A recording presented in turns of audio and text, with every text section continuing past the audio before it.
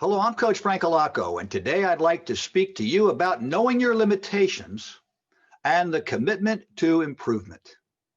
Joseph Mack Hoffman was a fine player in our De La Salle basketball team.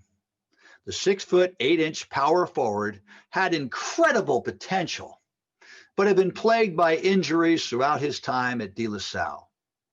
Mack was an outstanding young man who truly loved the game and worked very hard to develop his skills. It was most gratifying to witness the steady growth in our program that began to attract interest from Division I schools. But after injuring his hand and his hip during his junior season, that interest in him as a collegiate basketball player had decreased significantly. However, despite those injuries and subsequent lack of playing time that curtailed his recruitment, Coach Zachary Spiker of the Military Academy at West Point continued to recruit him. Army was now the only Division I school that was not discouraged by his injuries and the lack of court opportunities where they could properly evaluate him. During Mack's junior summer, which is one of the pivotal times for recruiting for collegiate basketball, his interest began to soar in Army, and he was determined that he was going to play Division I basketball. Toward the end of our summer workouts, Mack and I sat down and we discussed his recruitment, his future, and this growing interest in Army basketball. Mack was truly appreciative that the Army coaching staff had a genuine interest in his development as a student and as an athlete. Now, although I admired the Military Academy as one of the greatest academic institutions in the world, I wanted Mack to be absolutely certain of what this amazing commitment entailed. I was concerned for his future. And I didn't want him to be faced with a situation where he could potentially be unhappy and unsuccessful. I explained to Mack that I was confident he would receive more offers and that he could delay his decision. I had great respect for Coach Spiker, a person that I considered a friend, and never questioned the amazing opportunities at West Point. I was just more concerned with Mack's mental and physical ability to navigate the military life. We discussed the many challenges that the service academies presented, and I told him that A.J. Cool, one of the toughest kids I ever coached, and an outstanding player at Air Force during his freshman and sophomore years, had struggled significantly with military life. I shared the sophomore discussions that AJ and I had had and his doubts about returning to Air Force for his junior year. I shared every detail and every concern that AJ had faced and the guidance that I had provided in an effort to convince him to commit and be all in at the Air Force Academy. AJ did stay. And he became one of the finest basketball leaders in the academy history and was a key cog in one of the greatest turnarounds in program history, earning the Falcons a bid to the NCAA tournament. But on a greater and more impressive note, he also won the Outstanding Leadership Award and went on to become a great officer in the Air Force. I told Mack that if AJ had struggled with the rigid structure of military life and was ready to leave the academy, it just seemed inconceivable to me that he would be able to overcome the obstacles and challenges of a most demanding academic, athletic, and social structure. Over the next month or so, his teammates and I would joke with Mack, asking him when he would be leaving for basic training. When he told us he would be leaving in early June, we told him, "You'll be home by the 4th of July watching the fireworks." And after a summer of good-natured bantering, but in reality, us subtly challenging him, Mac and I finally sat down to have a serious heart-to-heart conversation about his future, his college opportunities, and the importance of making the right decision that would affect the rest of his life. I clearly laid out all of his options, let him know that many Division II and Division III opportunities were emerging.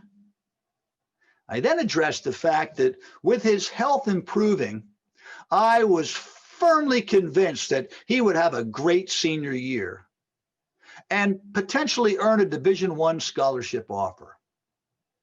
I made it clear to Mac that he didn't have to commit now, that he shouldn't feel any pressure to accept the only offer that he currently had on the table. I further counseled Mac regarding the extreme mental and physical toughness that he would need to succeed at Army. I went into great detail about the time commitment, the rigorous academic standards, and a new life of strict adherence to rules and regulations, one that he was not accustomed to, and the wonderful lifestyle his parents had provided for him in Pleasanton, California. After laying it all out, I concluded my counsel with one simple question. Why do you want to go to the military academy? You know, he didn't hesitate a bit. As he said, because I need everything that you are describing. I was amazed at his maturity, his total belief in what he was lacking and what he needed to learn to be a great person and leader. And I was now totally convinced, as I told him, you need to go to Army. I now trusted him and his decision and his unwavering commitment. Mac Hoffman went on to the military academy, and he played sparingly on the basketball court in his first 2 years. But he developed every year as a student, as a player, and as a cadet. He became an impact player in his junior year. And in his senior year in 2017, he was voted team co-captain.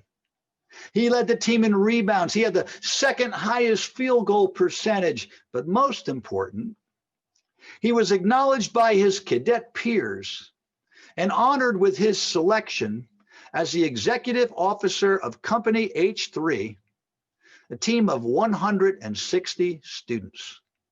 Despite the ever-present demands of academics and athletics that I had described to him that summer, Mac went on to earn a 4.0 GPA his sophomore, junior, and senior years.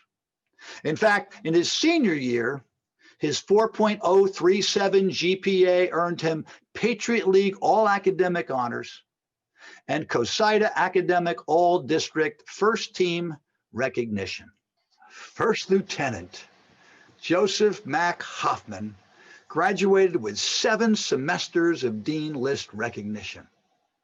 After graduation, he was assigned to Fort Rucker, Alabama, where he attended flight school.